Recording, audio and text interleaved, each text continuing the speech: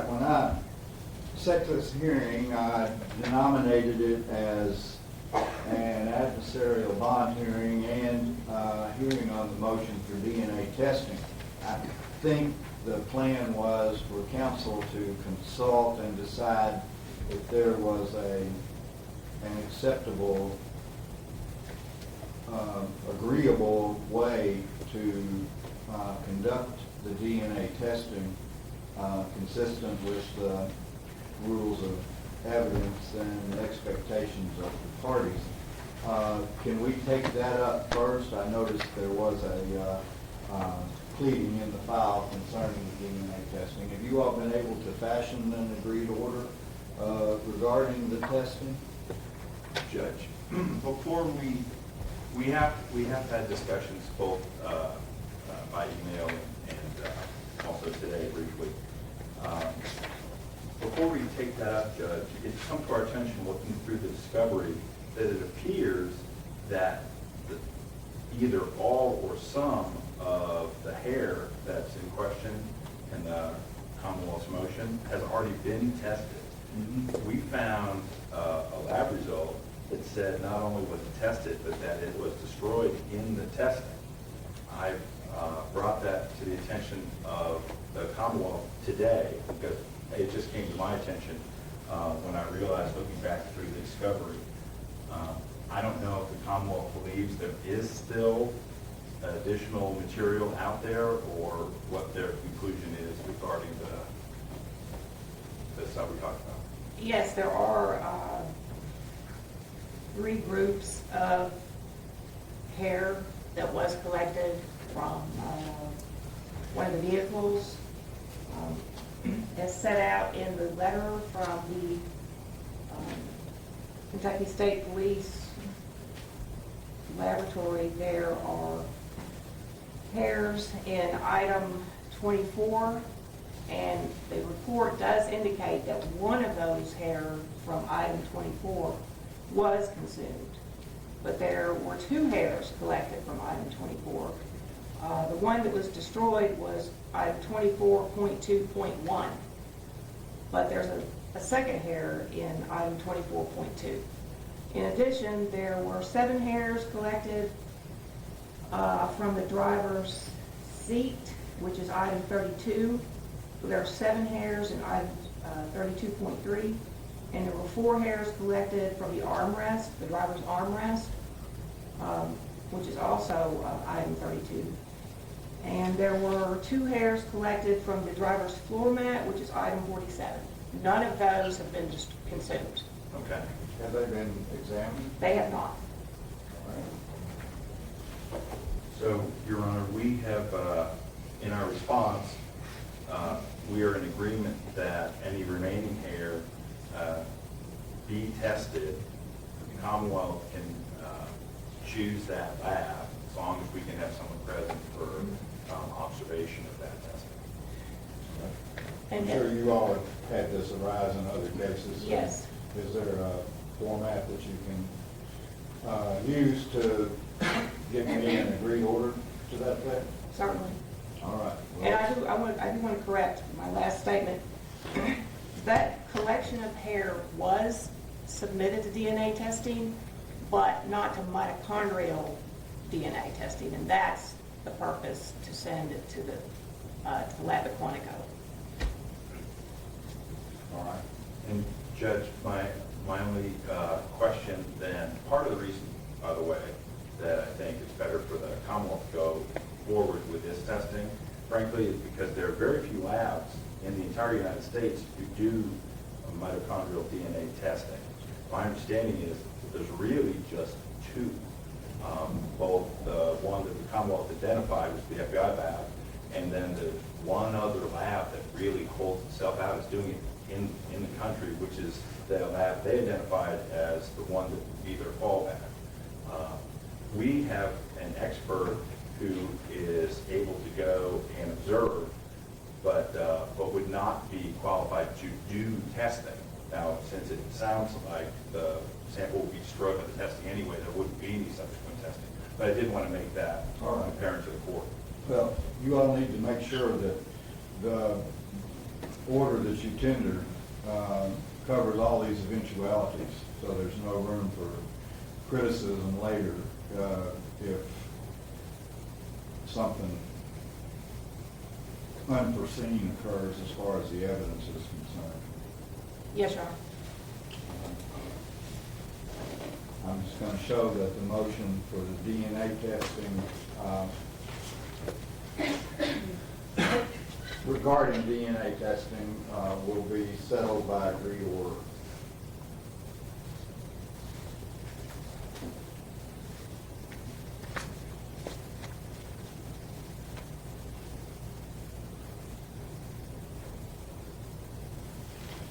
All right. Now,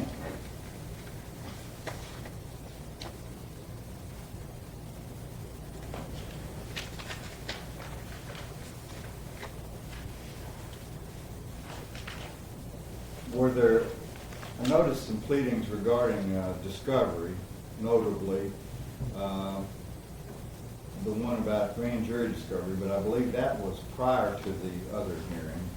And is there, are there, and I saw some discovery notices in the file, I think they were also prior to the other hearing. Is there anything about discovery that we need to take up, or are we ready to embark on the hearing about the bond? Well, Your Honor, there was a subsequent, we found a subsequent document that came from a grand jury subpoena to regarding P.O. Box in California. When we found out about that document, we did turn that over. That's the second supplemental, and I believe we've tendered everything that we have with regard to that question with discovery. In fact, we tendered a lot of discovery twice, and the second set is actually all bait stamped, so we can, if there's a question, we can go right to the number and track it. Okay. All right then. Mr. Griffiths, are you ready to proceed? Yes, Your Honor. Call your first witness. Your Honor, you call Scott Smith. But Your Honor, may we approach? Yeah.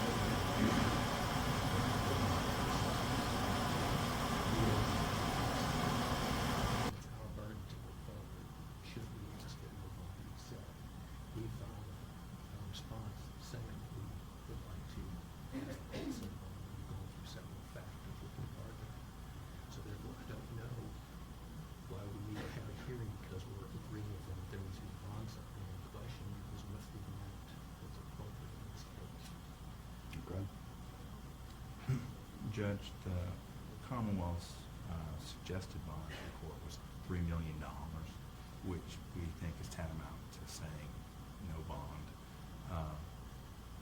The only question is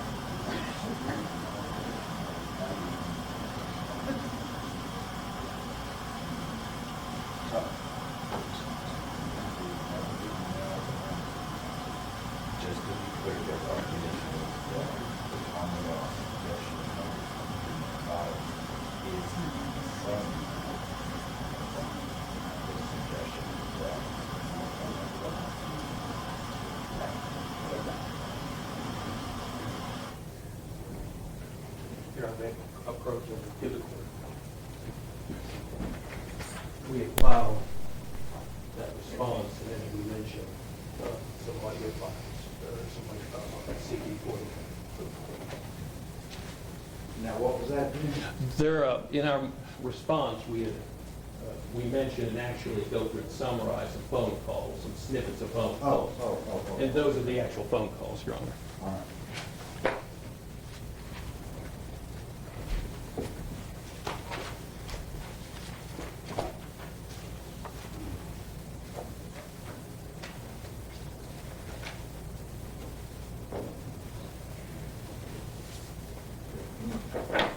Just so everybody knows, as far as the news media is concerned,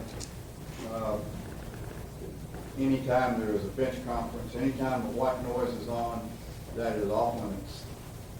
All right. Call your first witness.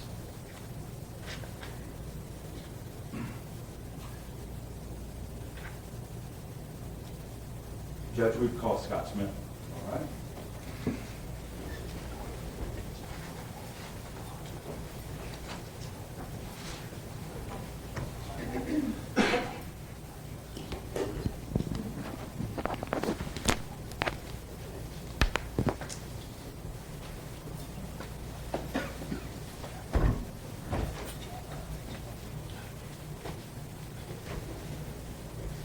Put your left hand on the Bible and raise your right hand. Please just swear the testimony you're about to give will be the truth and nothing but the truth, so help you God. I do. Thank you.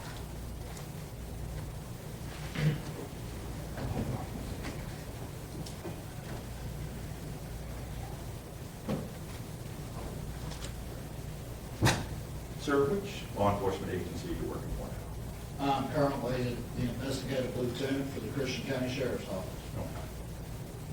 So your rank is lieutenant? Yes, sir. All right. Call you Lieutenant Smith. That's fine, At the time this occurred, you were working for a different agency, is that sir. correct? That is correct. Worked for KSP? I work for the Kentucky State Police, yes, sir. Okay. And what was your rank there? I was a detective. All right.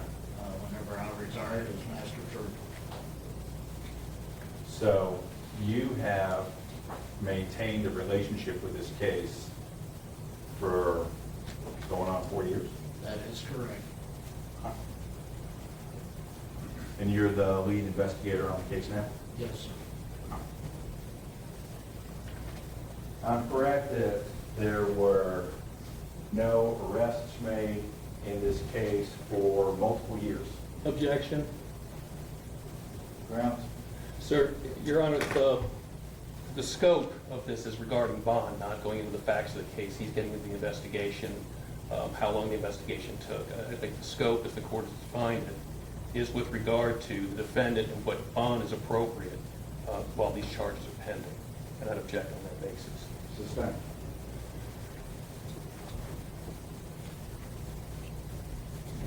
You testified before the grand jury on this case one time, is that correct, sir? That is correct. And that was in, correct me if I'm wrong, May of this year? Am I off? It was April or May. I don't Okay. remember the exact date, but it was this year. Okay. And prior to that, Christian Martin was not in custody, correct? Correct. So for a period to exceed 3 years, he has had no conditions of bond of any kind, right? Not to my knowledge, no, sir. And there have been no restrictions on his movement, right? From this point, no, sir. Okay.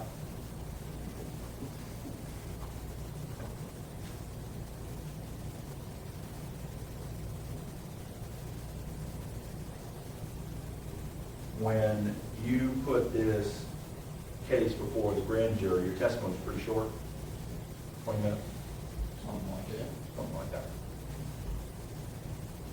And it relied primarily upon scientific testing. Objection, same one, Your Honor. Basically. Sustained.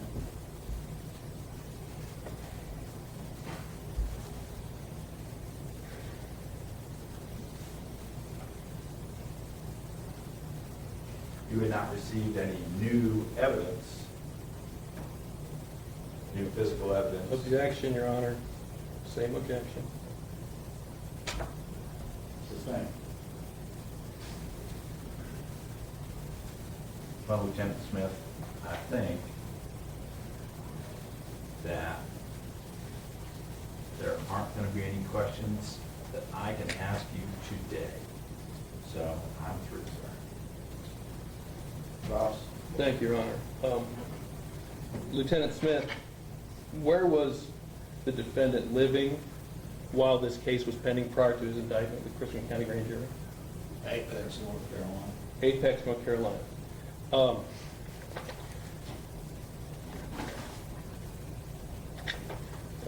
What was his occupation? He was an airline pilot. An airline pilot. So he was flying planes. Yes, sir. Okay. Do you know if he has a valid passport? I'm not for sure on that, sir. Okay. Do you know, he was in the military, do you know what his status was when he was discharged from the military? It was, my understanding is, excuse me. It was, I'm not going to object to speculate. Overruled. You can answer the question. he was dishonorably discharged from the military. Okay, and do you know, there was a, and Your Honor, the Commonwealth, I won't necessarily ask the defendant because he would just be testifying as to the appellate case that we filed with this pleading with regard to the nature of those offenses. And is it fair to say that that involved the abuse of a child That is correct. and confidential information being mishandled? Judge, Is that correct? what does this have to do with anything? If we're going to bond, Your Honor, it goes to his past conduct and whether he has a criminal history. This is a fact of criminal history. I think it's relevant for the court to consider when considering bond. Overruled. Thank you, Your Honor. Now, when he was living in North Carolina, was he living under his own name? He was, Was there a house there with his name on it? no, sir. His residence, was that in his name? The residence he resided in, no. Okay. Does he have, so you say he's in North Carolina. Do you understand that do you have any understanding of ties that he has to Kentucky? Now, none. Now, in the course of your investigation, did you listen to phone calls in this case? Yes, sir. Okay, well, the defendant was actually in Leavenworth talking with his family? That is correct. Okay. Do you recall phone calls? Judge, we would object. I don't know where this is going. I don't see how it relates to bond. Your Honor, this is also filed in the response. It has to do with him seeking to open a P.O. box under a pseudonym of Colin Kane and asking his family to do that. I think that goes to bond, and whether or not should this court agree to, or should the court give him a bond, whether we'll be able to find him again. I think that's relevant. Overruled. Thank you, Your Honor. Did you hear such phone calls? Yes, sir. Okay. And could you just describe for the court the nature of those phone calls? What his testimony is the same as what you have in your pleading. I'm aware of it. Okay, thank you, Your Honor. And for the record, those calls are, again, snippets of those calls have been tendered to the court for the court's review should the court choose to do so. Very well. Did the defendant have multiple Facebook pages, Yes, sir. multiple email addresses? Yes, sir. Were they in a variety of names, pseudonyms? Yes, sir. Okay. Did the defendant have multiple phone numbers associated with him? Yes, sir. Was one of those phone numbers in the same name of Colin McCain that he was trying to open a P.O. box in? Yes, sir. All right, Your Honor, the Commonwealth is also going to rely on the rest of the pleading that is filed in the attachments.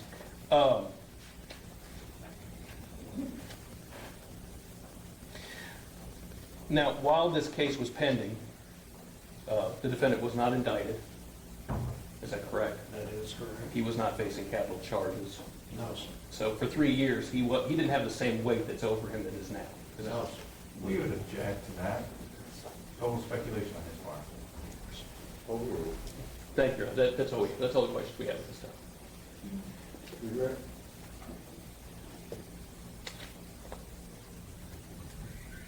No, Judge. Lieutenant. Thank you. Yes, ma'am. You have any other, sir? Not on this topic, Judge. So no. All right. Do you have any other witnesses? No, Judge. Commonwealth have any witnesses? No, Your Honor, thank you. Very well. All right, gentlemen, I'll hear your arguments, and Ms. Whalen? Your Honor, I believe I'll handle it. If it pleases the court. In our response, we tendered, as a sort of a benchmark for the court, we relied upon the McCafferty case with regard to the consideration by the court weighing the evidence and hearing arguments and setting bond. Campbell County. The McCafferty case came out of Campbell County, Judge. Ms. McCafferty was charged with one count of murder where she shot her husband. Her bond was set at $1 million. The Court of Appeals reversed and remanded with direction to the circuit court to evaluate the relevant factors to consider when setting bond. They had a hearing and they found that Ms. McCafferty was employed. She lived within the county. She had no criminal record. However, based upon the factors and weighing the nature and severity of the offense, the court found that $1 million bond was appropriate. Now, in this case, Judge, we have the defendant charged with murdering 3 individuals. He has no ties to the community. He has a pilot's license. He can fly, literally, away from the jurisdiction of this court. He is not currently employed. He has a criminal history. He has been dishonorably discharged for the assault on an adolescent. He has a history of trying to establish aliases and pseudonyms. We believe that in this case, given the 3 murders, that if we take McCafferty as a benchmark, that $3 million is an appropriate bond in this matter, especially considering all the other factors that we've outlined and that the lieutenant has testified to today. So we'd ask the court to set a reasonable bond based upon those factors. Thank you. Counsel? Well, Judge, the Attorney General's position that a $3 million bond is a reasonable bond, I think is preposterous. We came here to have a hearing. The Commonwealth has endeavored to make sure that no evidence regarding this case was aired in this courtroom. So let's talk about what we do know. We do know is that this case was, in 2015, not strong enough to bring a charge. 2016, not strong enough. 17, 18, now we're here in 19. And suddenly, out of the blue, Mr. Martin is arrested when he's there for work in the city of Louisville. In a dramatic television spectacle, he is arrested. This case is a weak case. Mr. Martin has known that the police were investigating him since 2015. He has not run. He has made his presence known. I understand the Commonwealth is talking about things like cell phones. I have multiple cell phones. I have 2 with me right now. There are people who use nicknames and do a wide variety of things when, especially on platforms like Facebook. I would suggest to the court that the much more telling evidence is the fact that he has been employed in his own name, working and publicly located. He has not taken any steps to do anything other than live his life for years. 4 years, Judge. Yes, he has a misdemeanor conviction, but he's 51 years old, Judge. You see people with records come through your court, Judge, that are 10 pages long. That is not Mr. Martin's record. Mr. Martin has a record of being in the U.S. military. Mr. Martin has a record of constant employment. Mr. Martin's not going anywhere. I understand that the court may be reluctant to set a low bond, but we're not asking the court to set a signature bond or something like that, Judge. We understand the court's going to want to set a bond, and there may be conditions. I discussed with Mr. Martin that he may have a condition of surrendering his passport, restrictions on travel, restrictions on location, things like that. He understands that and will comply with any rule for the court. I would point out that the Commonwealth has never made any mention of a missed court appearance. That's because there never has been one in his entire life. He made every court appearance on his misdemeanor case through the military. He was out on bond the entire time that that case was going on. This is not somebody who has any desire except to come into this courtroom and have a trial and be acquitted and clear his name. If, Judge, we're asking the court to set a bond in this case. $3 million, we believe, would actually be an unconstitutional bond in this case. But I also don't believe that the court is contemplating a bond of that nature. We would ask the court to set a bond of $500,000, satisfiable either with property here in Kentucky or 10% cash. We believe that that is appropriate. It's a large amount of money, but it would be appropriate. And Mr. Martin is going to make every court appearance. If there's anyone who has stayed in constant contact with me, even while incarcerated, and wants to work on his case and wants to clear his name, it's Mr. Martin. So we're asking the court to set a reasonable bond, constitutional bond in this case, that is appropriate given the charges, and also given Mr. Martin's lack of criminal record and lack of failure to appear. He's a 51-year-old man, Judge. He's not going. Your Honor, if I may, yes, just a couple of points. First, his military record was mentioned, that he was dishonorably discharged for this conviction. But it's important to note that one of the victims in this case, Cal Phillips, was to be a witness in that case. Judge, Judge, we would object. If the Commonwealth wants to talk about the facts of the case, we're happy to talk about the facts. We decided not to talk about the facts of the case. Your Honor, the factor is his likely anticipated conduct. And given that this is a capital case, we could, of course, take that into consideration. All right.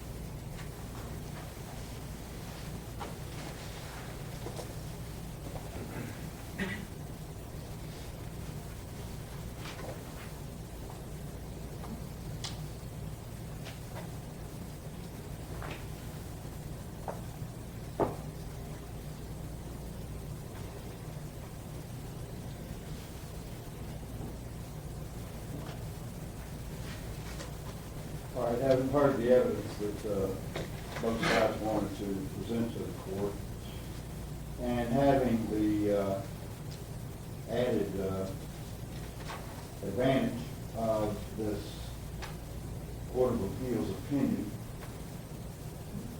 I find that based on the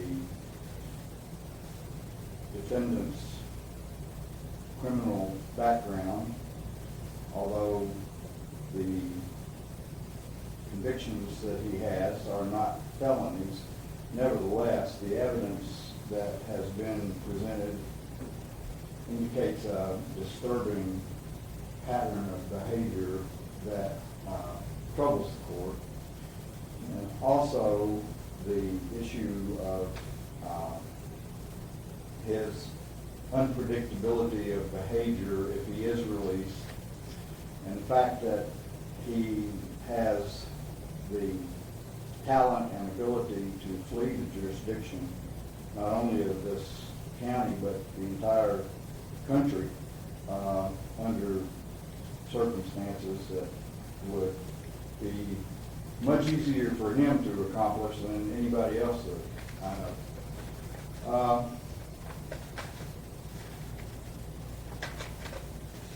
The fact that he has attempted to conceal his identity with aliases and that sort of thing, it's very disturbing to the court.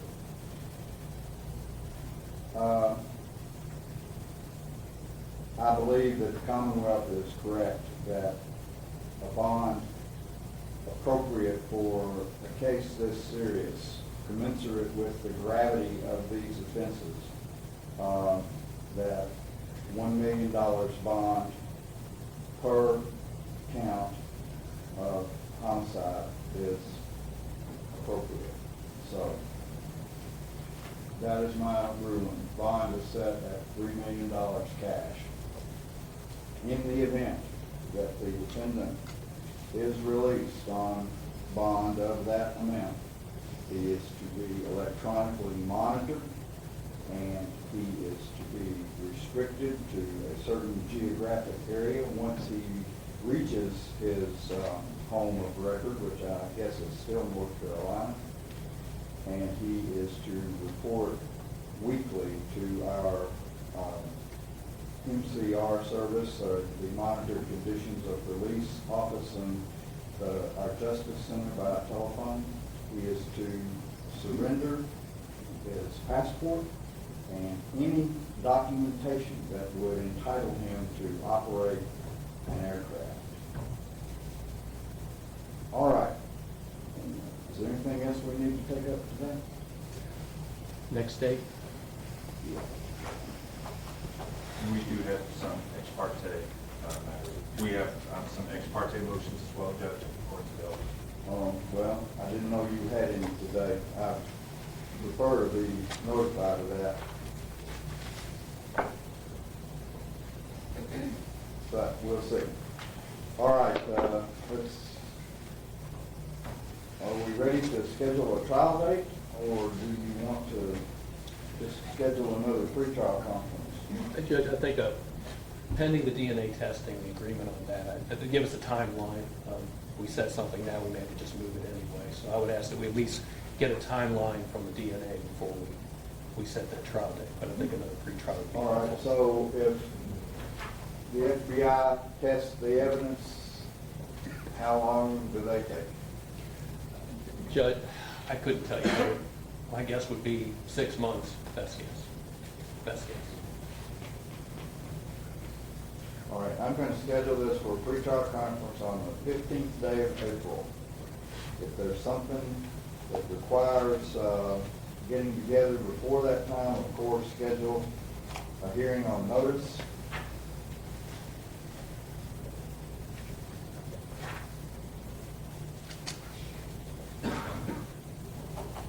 Otherwise, and as soon as DNA evidence or lab work is completed and reports are available, please let me know so I can just be able to anticipate what kind of a timeline we are on for trial. Yes, Your Honor. Oh, same time? Yes, 11 o'clock. Thank you, Your Honor. The 15th of April, 2020. And Your Honor, should we get those results sooner, we'll notify counsel and the court so we may advance that date. Very well. Thank you. Thank you, Your Honor. All right, there's nothing further, and court's in recess until 1 o'clock. Oh, but you all wanted to see me in chambers, didn't you? Correct, Judge. Let's go do that.